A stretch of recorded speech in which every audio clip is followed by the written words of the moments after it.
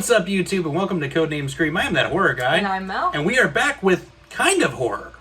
It's a new film. Horror adjacent. It's horror adjacent. It's not quite a horror film.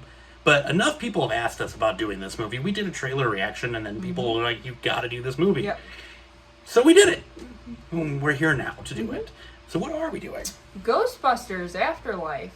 It was released November 19th, 2021. Yep. Directed by Jason Reitman, which I thought was a super odd choice. He did Thank You for Smoking, Juno, Tully. This just seemed like kind of, I don't know, like he's dumbing himself down to do some Ghostbusters, but that's okay. It was written by Gil Keenan and Jason Reitman and produced by Ivan Reitman. The Reitmans. The Reitmans.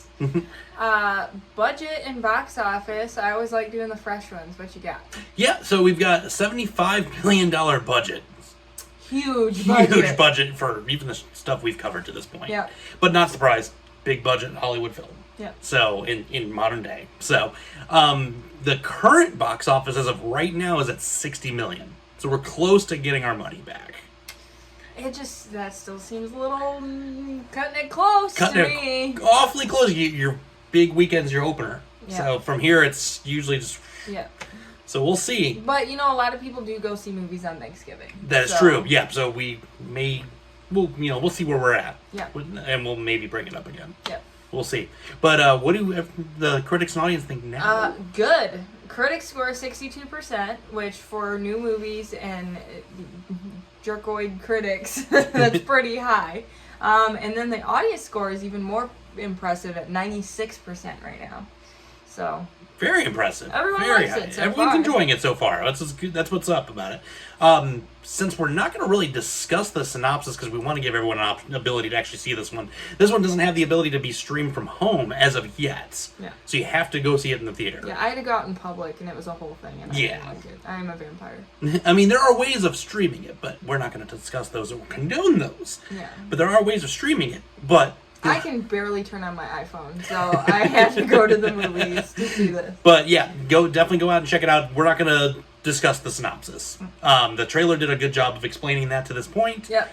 This is mainly for the facts behind it and then what we felt about it for you guys. So let's go right to the facts. I did have some fun facts. Don't usually have those for new movies, Yeah. so this was cool. But there were a few things I found interesting. So Finn Wolfhard didn't know he was auditioning for Ghostbusters, which I thought was kind of cool. The movie was secret and auditions were kept really vague. So he wasn't really sure what he was auditioning for, which seems like kind of scary. Right. Because what if you're like auditioning for a movie and they're like, yeah, it's going to be like these 5 girls and it's so cool. And then you're like, it's Spice World 2. Right. You know, like you don't know what you're auditioning for. So and go figure Finn Wolfhard's going to, audition for something that's 80s adjacent. Yeah, of course. Of course. Yeah, yeah. Jason Reitman appeared in Ghostbusters 2 as a child, which I guess makes sense why he would be here now. He was the one who said, according to his dad, that the Ghostbusters are full of crap. Yeah, that was him. And I thought this was funny because it makes no sense. It was developed under the codename Rust City. Okay. Which the only thing I could think of is like the whole kind of metal theme that was out and rusting metal. Sorta. But that feels like a leap. Maybe they just like, this sounds cool. That was like, what did we cover where it was on their sweatshirt was like the name of a college and that was their code name for the film? Oh yeah, I don't remember what that was. But yeah. I think it was one of the Paranormal Activities. I think you're right. But they're just, the way they come up with these code names, I'm always like super interested in. Right. And we are a channel and we are a code name, so it only makes sense. Code name. It only makes sense that we're interested in that. But yeah. So what'd you think? Okay. So I'll go into this saying that Ghostbusters is not a nostalgic thing for me. It's another movie that I watched. I was older than I feel like most people were. I was probably 16 or 17. And I feel like Ghostbusters is a movie that people watch as kids. Like little kids. I was older when I saw it. So it's not like a super nostalgic thing to me. I will say that I had very low expectations for this because Ghostbusters just isn't my favorite thing. Like, it's fine. And I like the fact that it's kind of like the gateway movie into horror. I feel like a lot of people watch this as kids and kind of get into horror this way, so I appreciate it for that. So I feel like, unlike a lot of people going into this, I didn't have that nostalgic factor. I tend to be doing that with movies. Jaws, I saw as an adult. Yep. This is another one. I was an adult, but I was older than most. As a movie, I did slightly enjoy it. Okay. I felt that it was way too long. It's over 2 hours long. It did not need to be over 2 hours long by any means. There was a lot of fat that could have been trimmed in this movie that wasn't. I loved the characters in this movie. I loved the mom, the kids. The only one I didn't like is Paul Rudd, because I'm not a Paul Rudd fan. But I did. I was invested in the lives of the characters throughout the movie, especially the little girl. Yeah. I loved her. I don't remember her name at this point, but the acting was phenomenal. It's like one of those movies where you almost forget you're watching a movie because the acting is so good.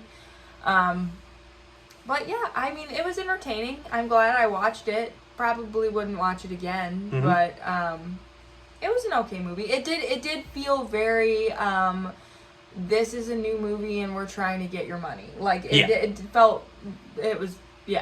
really felt like that. There's nothing deep happening. Everything is very surface level. There's a surprise at the end that I thought was lame as can be. Like, whatever, we didn't need this. We get it. It's Ghostbusters. We get it. And that was super cheesy. But I thought the storyline was good. It reminded me almost of kind of like an R.L. Stine thing. Yeah. With there being some, I don't want to give it away, but you know what I mean. I know what you mean. If you've seen this and you know anything about R.L. Stine, you know what I mean. Yep. So I did like that about it. I like children's movies, so I like this. And the theater was packed, so I'm surprised that it actually hasn't, the box office numbers aren't higher, because this theater was full of children that wouldn't stop talking the whole time. So I tried to separate my experience from the movie, because I had a bad time at the movie theater. But yeah, it was fine. It was entertaining. I was entertained. I could have done without probably 30 minutes of it, but overall I was entertained, and I'm glad I watched it. Alrighty then. See, I'm on the flip side where this was a nostalgic thing for me. Grew up with the original Ghostbusters movies, and absolutely loved the original too. Like, some of my favorite movies growing up to watch. You know, I'm pretty sure I wore out the VHS to the original at some point. I watched it so many times. And it was cool to get some of that nostalgia with this film, because we did get some of the original characters back and portrayed by some of the ones that are still alive and with us. So that was great. I didn't need it, though. Yeah. I did not need this movie at all. I will say the kids were great as actors. I love Paul Rudd. However, this movie continues to be bittersweet for me, and I've been complaining about this for a while now, off camera mainly. But Paul Rudd was doing this film at a time that Halloween Kills was being shot, and had to turn down reprising the role of Tommy Doyle to do this movie.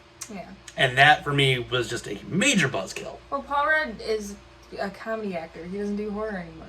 Yeah, but it would have been one horror movie. It would have been great to have him back as Tommy Doyle, and I would have rather that than have him in this. I wouldn't have cared about that at all. That would do nothing. And we all know that The Curse was one of my favorites, so I hold it near and dear. Okay, here's the problem I had. Okay, taking out of the fact that I don't like Paul Rudd. The problem I had with Paul Rudd in this movie is it felt like he was trying so hard to be funny. And it just was not funny at all. He was trying to be too much like Paul Rudd in a Ghostbusters movie. It wasn't funny. Like that, it felt weird, because there wasn't really any comedy to this movie much. No. I mean, there were a couple little one-liners that were funny, but he was just so over the top and goofy that it really stuck out like a sore thumb. And that was where the original was. It had its moments where it was hilarious. Yeah. And it was a lot of deadpan too. Yeah. And that's why I was I didn't need this at the end of the day. I also didn't need the remake we got a few years ago. I loved that. See, I'm under the firm belief they could have ended it with the first originals, and that would have been it. and I would have been completely fine. I just feel like we're just, at this point going for a money grab. So if this didn't have the Ghostbusters title to it, would you have liked it better? Like, I would have actually, yeah. Like if it was more just like you had mentioned, like an R.L. Stine style. Well, and see, I think that's why I liked it more than you, because you have the nostalgia attached to it and I don't. Yep. So, another thing I was gonna say that it reminded me of like a lot of like teen, not horror but kind of spooky shows that are on Netflix right now too. Yeah. Like that show Lock and Key. I don't know if you've ever seen that, but it had like that kind of vibe to it. So it works now, but I feel like that genre, if you'd even call it that, is something that has a time limit on it and it won't hold up. Yeah. And so I feel like this movie over time won't hold up, but it was good for the period of movies that we are in now and shows. It had, like, this very easily could have been a Netflix movie, and I feel like it would have gone over maybe even better. I feel like this movie could have benefited more from having a streaming side-by-side release as well. Yeah, it just felt like a Netflix movie to me. It felt like a Netflix movie that we had to go pay admission for. Exactly. And so it was just like, at the end of the day, we're kind of messing with nostalgia, and we didn't need to. Yeah. It wasn't necessarily bad. Like, it had its moments where it was really good, but as a whole, not up there for me. Yeah. So, give you guys a chance to go and see this yourselves. Like I was saying, we're not going to discuss any further. Comment if you'd like below and tell us what you did think of it if you have seen it to this point. And if you haven't, go check it out. And then come join us at Facebook, Twitter, Instagram, or email. And we can talk about it a little further. We're not going to spoil anything for those of you who have not gotten to see it yet. But yeah, so that's our take on the new Ghostbusters film. Hope you guys enjoyed. We don't have much new horror for the rest of the year. Yeah, we got another one next week. We got another one next week, and I think that might be it. That's it. Yeah. So that was a good year of new horror, more or less. And then just a quick shameless plug while we're at it, patreon.com/codenamescream for only $1 per month. We've got some new content, a new idea in the works that we're going to test out. You guys are the first. Yeah, you guys are the first. You patrons. And help us get to $4,500 on Patreon so we can make our own movie. Yeah. And if you don't know what we're talking about, you will see that this week. We're going to kind of do some foreshadowing here.